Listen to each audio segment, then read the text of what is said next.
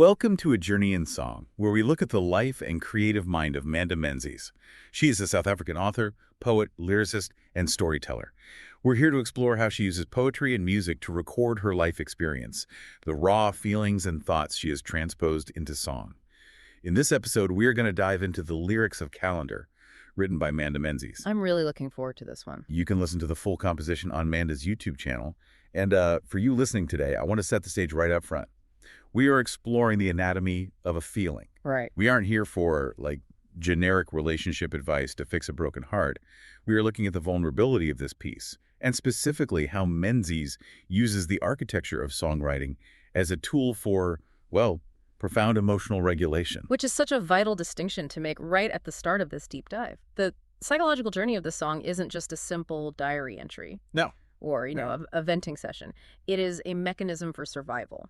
Menzies takes the raw, chaotic, entirely subjective agony of being ignored. The worst feeling. It really is that frantic, scrambling physical sensation of anxiety we've all felt. And she methodically structures it into objective lyrical art in order to successfully close an emotional episode. An episode that the real world just refused to close for her. Exactly. Okay, let's unpack this, because the journey really begins right in the opening stanzas, where she throws us head first into the shock of that silence. She captures the absolute powerlessness of unanswered questions. Yeah, she really doesn't hold back. She starts by highlighting this brutal disconnect between the words this person used in the past and their ultimate actions in the present.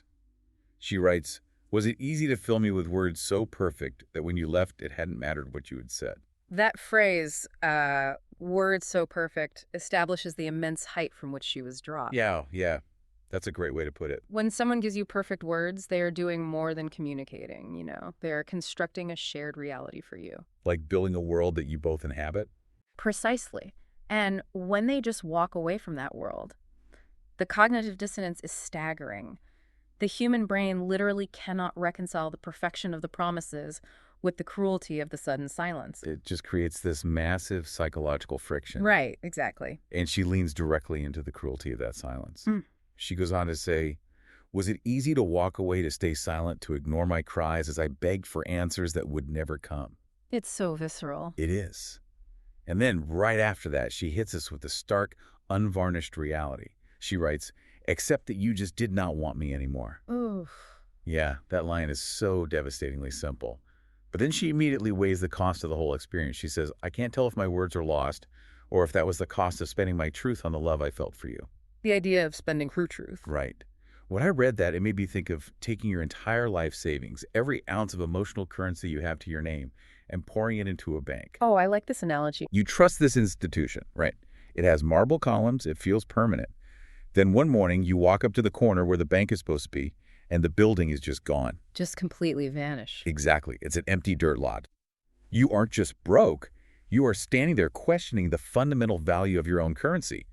Did my truth even mean anything? Which is a terrifying place to be mentally. So I have to ask, how does writing down these unanswerable, desperate rhetorical questions actually help? It feels like documenting the fact that you, quote-unquote, wasted your emotional truth would just make the pain infinitely worse. Well, it definitely amplifies the pain initially, but we have to look at the underlying psychological mechanics of panic. Okay, break that down for me. When someone disappears without explanation, the brain creates what we call an open loop. From an evolutionary standpoint, the human brain hates ambiguity. It wants to solve the puzzle. Always. It perceives unexplained absence, especially social rejection, which registers in the brain very similarly to physical pain, by the way, as a direct threat to survival. Wow, really? Physical pain? Yeah, the same neural pathways light up. Because there are no answers coming from the other person to close that loop, it spins endlessly in the amygdala, which is the brain's fear center. Just constantly asking why. Why? What did I do? Were they lying from the start? It's tied to the Zeigarnik effect. Oh, right. The psychological principle that we remember. Uncompleted tasks, much better than completed ones. Exactly. And a ghosting is the ultimate uncompleted task. Wait, so by putting these frantic internal questions down on paper, she's essentially forcing a manual completion of the task. Yes, but it is more active than just a manual completion. She is forcibly migrating the processing of the trauma. Oh, so. By externalizing that loop of panic onto a page, she is moving the experience out of the panicked emotional amygdala and into the prefrontal cortex. Which handles logic and language. And narrative, right. She's transitioning herself from being a passive victim of someone else's silence to an active creator who is documenting her own history. Oh, I see. The moment she writes, "Except that you just did not want me anymore," she is diagnosing the fracture herself. The other person wouldn't give her the error code for the crash, so she wrote her own. That is so powerful. It is the crucial first step of emotional regulation, naming the reality, no matter how much it hurts, to stop the infinite spinning of the loading wheel. She has to name the why of the abandonment first. But there's a problem with diagnosing that fracture, right? Yeah. Because once she accepts the why, that they simply didn't want her, her brain immediately tries to fill the void with the what? The exact nature of the relationship. Yes. Yeah. What was she actually to this person? And this brings us to the central metaphor of the entire piece. She writes, briefly, so briefly, I had known the complete impossibility of being more than just a moment on your calendar that was filled with words I would never hear. Such a brilliant use of imagery. Here's where it gets really interesting, because the word calendar is right there in the title. I mean, I understand that realizing you were merely a scheduled appointment to someone else is humbling. Very humbling. But psychologically speaking, why would someone intentionally inflict that brutal realization on themselves? Reducing your profound love to a fleeting moment on someone else's calendar feels almost, I don't know, masochistic. What does that actually achieve? If we connect this to the bigger picture of how the human mind heals from trauma, it achieves something absolutely vital. Which is, Containment. Think about what a calendar actually is. it's a way to track time. Right, but structurally, it is a grid. It is a strict mathematical system of boundaries used to compartmentalize time and events. Oh, wow. A grid. Yeah. Recognizing your own insignificance in someone else's life, realizing you were just a 1-hour block on a Tuesday to them while they were your entire year, is a deeply painful pill to swallow. Yeah. But what that realization provides is a necessary boundary. Because unregulated grief has no shape. Exactly. Right. When you are grieving a ghost, the grief feels infinite. It bleeds into your past memories, it ruins your present daily life, and it completely deletes your envisioned future. It's like a gas expanding to fill whatever room it's in. That is a perfect analogy. Unregulated grief will consume all available space.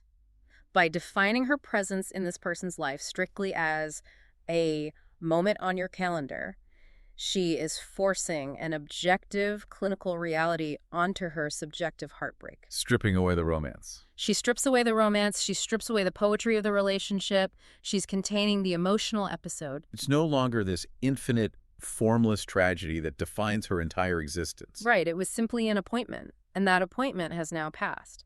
It defines the strict limits of the experience so that the mind can finally begin the heavy lifting of closing it out.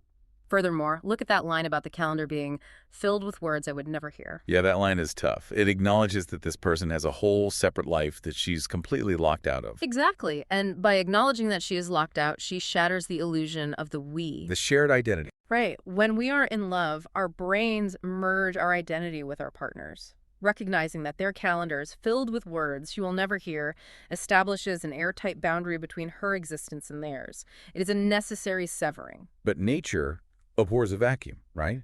Once she establishes that airtight boundary and she accepts that she is locked out of their life, the mind does this fascinating thing. It starts scrambling. It tries to negotiate with the void. It starts to bargain. We see this incredibly rhythmic, almost hypnotic, repetitive refrain emerge in the lyrics. She writes, "Perhaps you are dead. Perhaps you are busy. Perhaps you might be there. Perhaps you were never there. Perhaps all you had ever been were my wishes and dreams." The bargaining phase. I mean, anyone listening to this has probably been in this exact spot. You get ghosted or someone pulls away, and the human reflex is to make up the most wild excuses for them. Oh, definitely. Like, oh, they didn't text back because they lost their phone in a river while saving a puppy. We've all done it. We have. The bargaining brain is incredibly creative when it's trying to protect us from the stark finality of rejection. It will invent any scenario to avoid feeling disposable. Right. So what does this all mean? Is she just making excuses for them with this cascade of perhaps? Well, Because I have to challenge this a bit. Calling the person who hurt you a dream or a wish, isn't that just a sophisticated form of denial? it seems like it, yeah. How is pretending they weren't real actually healthy emotional regulation? It seems like a step backwards into fantasy. It looks like denial on the surface, but neurologically, it is a completely different mechanism. What's fascinating here is the psychological tool she's utilizing, which is known as cognitive reappraisal. Cognitive reappraisal. Okay, what is that? With cognitive reappraisal, you aren't denying the facts of what happened. You are systematically changing your emotional response to those facts by altering the narrative around them. Oh, I see. Look at the escalation of those perhaps statements. You're right, it starts out looking like standard bargaining. Perhaps you are dead, which is often the first highly dramatic place the anxious mind goes when someone vanishes. The worst case scenario. Right. Then it steps down to the mundane, everyday excuses like perhaps you are busy, but then the critical pivot happens. Perhaps you might be there. Perhaps you're never there. Exactly. And finally, she reaches the ultimate erasure. Perhaps all you had ever been were my wishes and dreams. She is systematically dismantling the very idea of who this person was to strip away their power over her. Oh, wow. So by making them a perhaps, she's basically revoking their solid status in her reality. Yes. She's demoting them from a dangerous, tangible fact to a harmless fiction. That is precisely how the mechanism works. By reducing the person to a mere wish or dream, Menzies is actively reclaiming her own emotional projection. Because we do that, right? We project onto people. We project so much. When we fall deeply for someone, we often project our own ideals, our own desires, and our own perfection onto them. They become a vessel for our wishes. So the perfection wasn't them. No. She is recognizing that the intense perfection she saw in those early perfect words was actually generated by her own mind, not by them. That is a massive shift in perspective. It changes everything. Once she realizes that she was the author of those dreams all along, the other person ceases to be a threat to her psychological balance. They lose their teeth. Because you cannot be destroyed by someone who was never really there to begin with. Exactly. The threat to her survival is completely neutralized. And what's really amazing is that in the source material, this stanza repeats. It plays out twice in the latter half of the song. It feels like a mantra. A grounding exercise. Yeah, like she has to say it over and over to physically regulate her nervous system. Perhaps you are dead, perhaps you are busy. It's almost like rhythmic breathing. It is the sound of the brain working through the gears, Grinding down the illusion of the other person until there's absolutely nothing left but her own reality. And flowing right from the dismantling of that other person, we arrive at the reconstruction. The reclamation of Menzies' own self. The return to the author. This is where we see the final resolution of the emotional episode. Yes, and she does it with such grace. She writes, "It's hard to say goodbye, but easier if it's just a fading dream one where there had been a we, a future, a life, a maybe." Such a beautiful, tragic line. I just marvel at the vulnerability required to admit that, to say out loud that it is hard.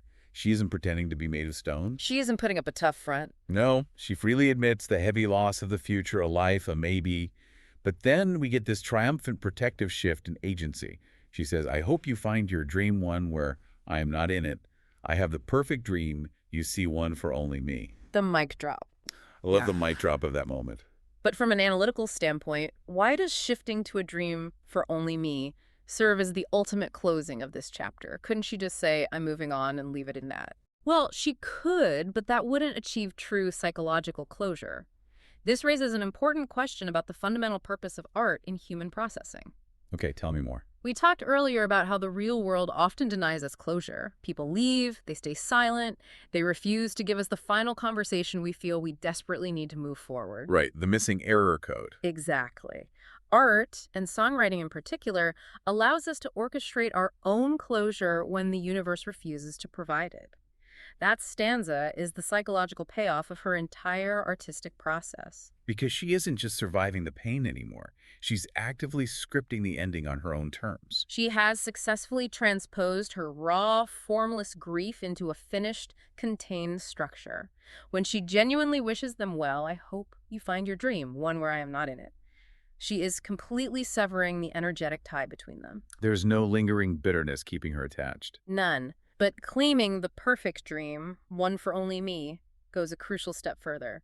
She has realized that she doesn't need to be a scheduled moment on someone else's calendar to exist. Her value isn't tied to them. Her value, her identity, and her future are no longer dependent on another person's schedule or another person's validation. And it leads right into those final, definitive lines of the piece.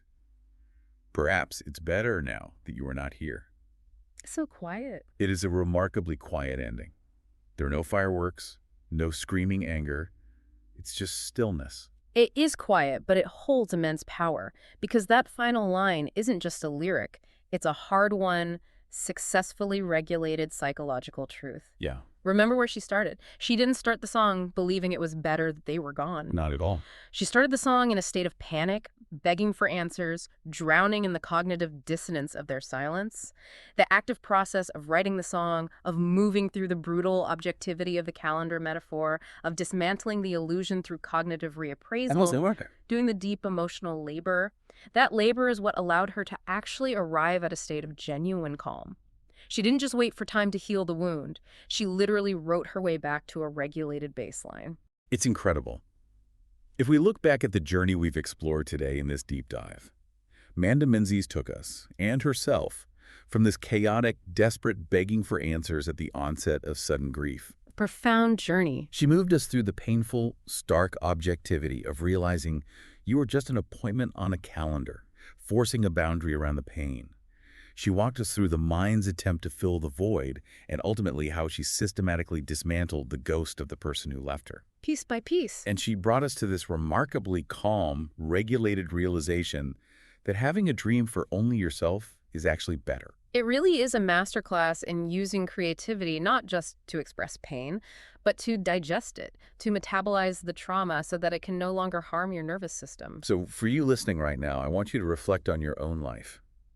Think about how you process those difficult moments when you feel like you've been reduced to a mere appointment in someone else's life. It's a universal experience. When someone's beautiful words simply don't match their silent walkaways.